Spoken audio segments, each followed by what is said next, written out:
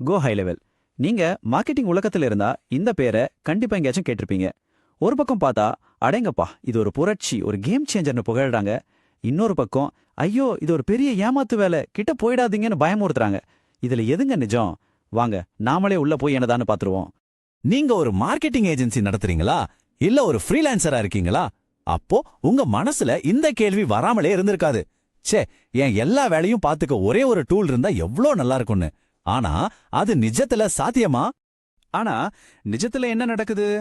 இமெயிலுக்கு ஒன்னு, அப்பாயின்மெண்ட்டுக்கு இன்னொன்னு, சேல்ஸ்க்கு வேற ஒண்ணுன்னு ஒரு டஜன் ஆப்ஸ மாத்தி மாத்தி யூஸ் பண்ணிட்டு இருக்கோம். இதனால என்ன ஆகுது?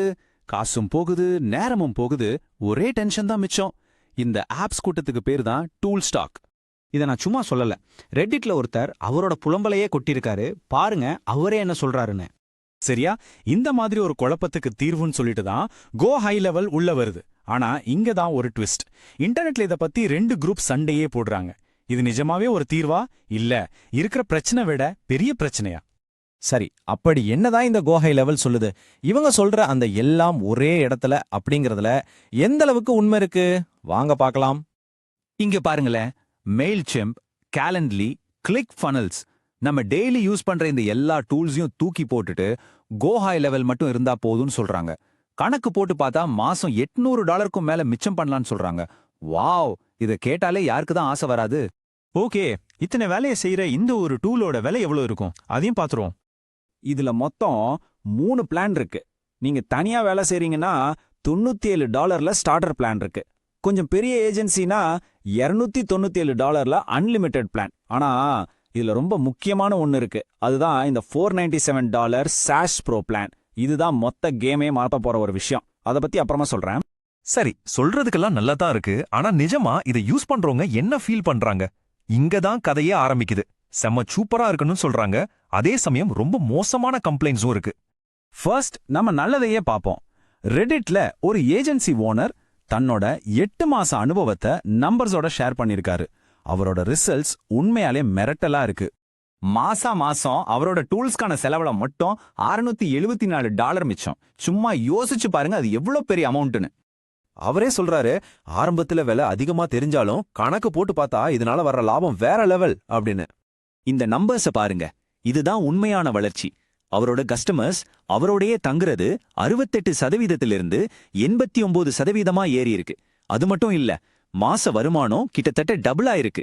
நினைச்சு பார்க்க முடியுதா? சரி, இந்த மிரட்டலான வளர்ச்சிக்கு என்ன காரணம்?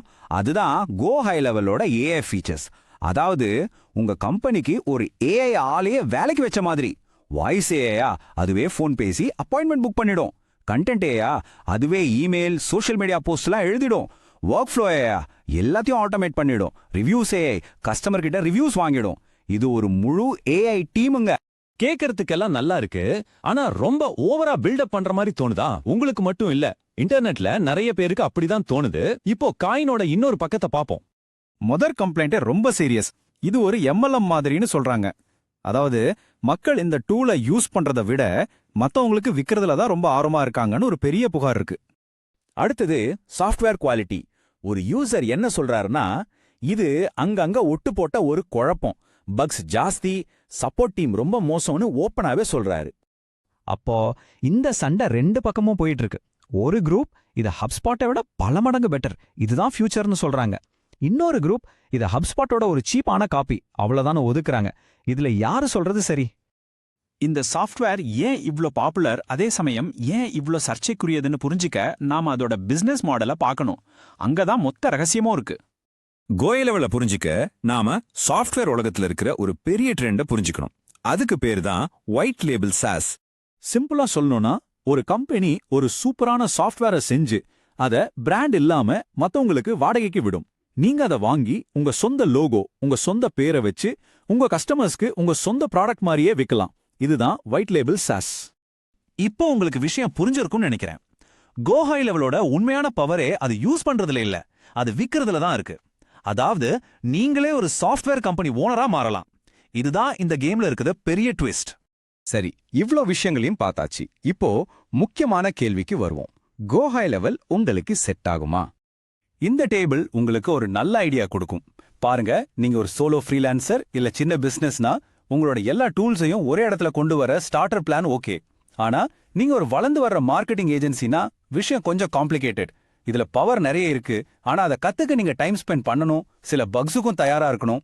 ஆனா நீங்க உங்க சொந்த பேர்ல ஒரு சாஃப்ட்வேரை வித்து காசு பார்க்கணும்னு நினைக்கிற ஒரு தொழில் முனைவோரா, அப்போ இதுதான் உங்களுக்கான பெஸ்ட் பிளாட்ஃபார்ம். அந்த SaaS Pro பிளான் உங்களுக்காகவே செஞ்சது. சோ கடைசியா கேள்வி இதுதான். கோ ஹை லெவல் உங்களுக்கு ஒரு சூப்பர் பவரை கொடுக்குது, ஆனா அதை கத்துக்க நிறைய எஃபர்ட் போடணும். உங்க பிசினஸ்க்கு இந்த மாதிரி எல்லாத்தையும் ஒன்னு சேர்க்கறது, அதை கத்துக்கிறதுக்கான கஷ்டத்தை விட பெருசா. இந்த கேள்விக்கு பதில் உங்ககிட்ட தான் இருக்கு.